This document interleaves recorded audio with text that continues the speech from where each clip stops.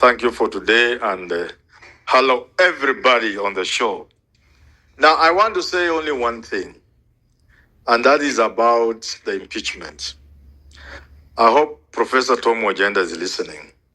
This case is really a very straightforward case. If you heard the presentation, submissions from the petitioners, even we who have not read law, who don't practice law, we could see surely the petitioners have a very strong case. Actually, you don't even need to be a lawyer to see that petitioners have a very, very strong case. Now, knowing that they have a strong case, what have the petitioners decided to do?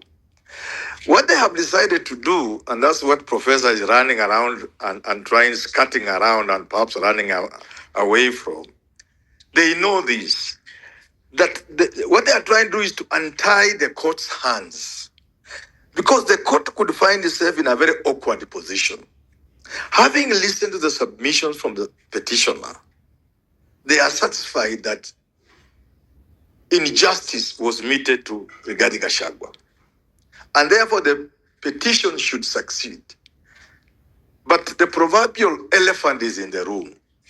What then do you do with the fact that Professor Kithure Kindiki has been in office for 2 years or thereabouts? How do you overturn that? How do you reinstate Gachagua?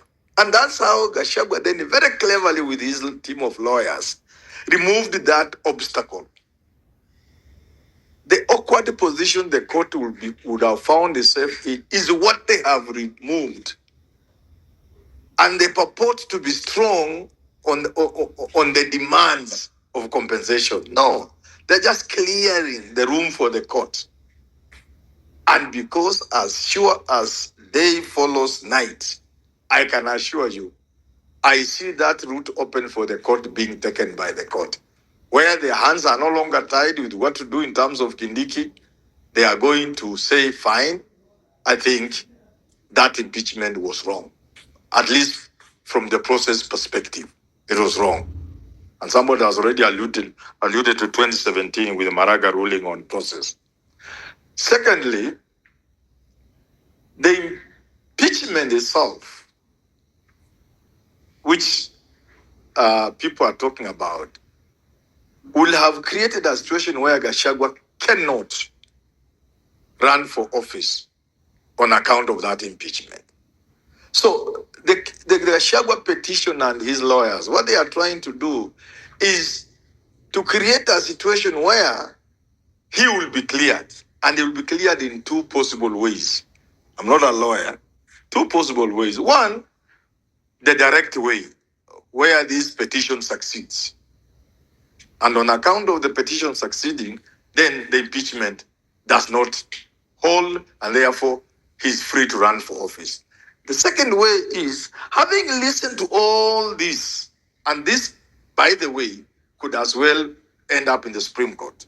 Having listened to all the things Kina Agenda and the rest have said in court, and not finding it fit or even necessary to agree with the petitioners in terms of saying, well, the whole impeachment was flawed, nevertheless, the court will hold that on the balance of what has happened in court, I mean, during the impeachment and the proceedings in court, they will absolve Gachagua. So either way, at the end of the process, at the end of this court process, Court of Appeal and High Court, Court of Appeal and Supreme Court, the final thing will be that Gachagua will run for office if he chooses. I'm not a lawyer, but I normally see. I argued with these lawyers during BPI from the High Court, from the Court of Appeal, but finally I was vindicated when this thing got to the Supreme Court, and I saw one of the judges being interviewed recently being told, now, what is your position on the basic structure thing? So I can see the end process, at the very end of the road, Gachagua being cleared. Thank you, Deba. Hey, Debar, Herman is not serious. He's not serious. Why not? How can the petition succeed? And he hasn't had us. He should wait to hear our submissions first and then make up his mind after hearing us. You know, I like the American system where they have the jury system. So, Prof, you know, even us who are not trained lawyers, we see a lot of these things. When our case is collapsing, we can see.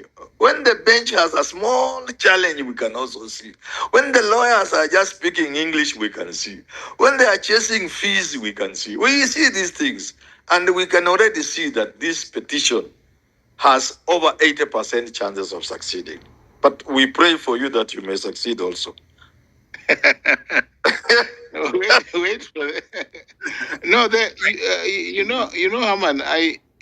The point is, as you say, the petitioners are pushing hard on process, and because I'm sure you must have had maybe you're hanging on the submissions on, and because they made certain persuasive points around the sharing question, that it is the basis of foundation of government, that there was no basis therefore to impeach and all those things. But there are other grounds, and therefore, even on the process and the standing orders, they have certain persuasive submissions that they may have made, but those stand as persuasive before our response. When you finally respond on 7th and 8th, as I've told you, you will then know that perhaps the percentage will pull from 80 to 40, 60, and we are going to win this. We are going to win this petition as respondents. Good luck. So be patient. Be patient. Good luck, Prof. Good luck. Yeah, but I'm sure you agree with. I don't agree with Joshua Kipto that if the petition succeeds, it will be a good thing for government. No, I think it will be very bad if the petition succeeds. The petition should not succeed. Either it will paint. If the impeachment was found to have been badly done or unprocedurally done, it will not only paint government badly, but it will paint the National Assembly, the Senate, and the executive badly. It would mean the process was wrong from the beginning. I don't know the beginning. Prof, nobody can paint those people bad, but they're already bad. The executive, Senate, National Assembly, they are already bad. Nobody can make them badder than they are. No. I think I don't think. From the standing orders, even Senate Council, because I had one of the submissions was that you hurriedly met on Friday, which is an unlikely day for also the Senate to be meeting. Yeah, so I think one of it is also from that was any violation of the standing orders. I do not know. I'm not privy to that. No. In terms of the 10-day timeline, the argument is that the Senate concluded or presumed that a special motion ought to have been debated within 10 days. Yes. Yet the adjournment was sought, and the Senate or Speaker would have extended. Of course, it was Senate that was voting. Would have extended the timeline to 14 days, which would have given the Deputy President, then Rigathi Gachagua, extension to come back on the Monday or on the Tuesday to conclude his defense, because it was all around the question as to whether or not he was heard